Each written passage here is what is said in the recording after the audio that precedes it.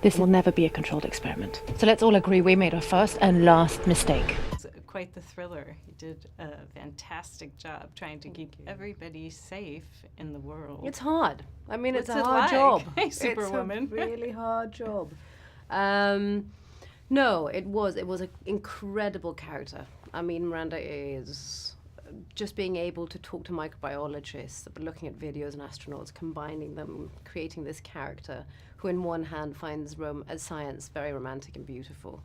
And the knowledge, sort of the fascination and curiosity. On the other hand, she has to be the protector. She has to isolate everything. She has to protect Earth from whatever we find, but also what we find from us.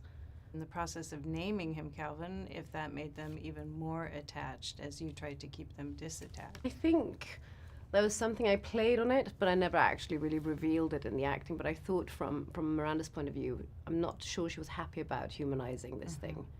In my head, I called it it. Right.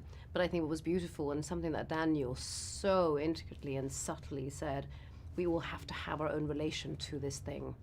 So when we acted, we never saw a tennis ball or a creature. There was no visual effect for us to work with. Where is it? I lost it. You don't know what it can do! So basically, my fear and my idea of this thing was from my own fear, and yours would look differently. And sometimes you could always see the creature through another person. I remember looking Another at person's eyes. Yeah, I remember looking at the scene between Hugh, Derry, Arian Bakari, and Calvin, and there was a very parental, beautiful relationship growing. Right. Or in the eyes of human, we call it beautiful. Maybe Calvin didn't find it beautiful.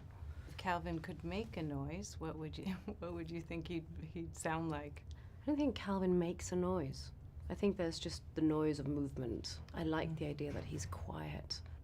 Do you think in our lifetime that we will see other creatures, life form?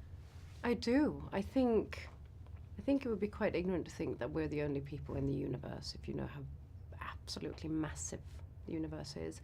And I think it's very much down to what you believe is an alien life form. For me, it's any kind of life. If you find water on Mars, which we have done, there might be parasites in that water. And for me, that is life form. A form of life that's actually watching us, that are coming to visit. We've seen so many space movies right now. That's the whole point. I think why it's so much fun and exhilarating making these films. I mean, I've made one. I'm a novice in the area, stepping baby shoes and big feet. Is that there is no answer. And it gives us the possibility to broaden our imagination. And there's no one who can go, yes, that's right, or no, that's wrong.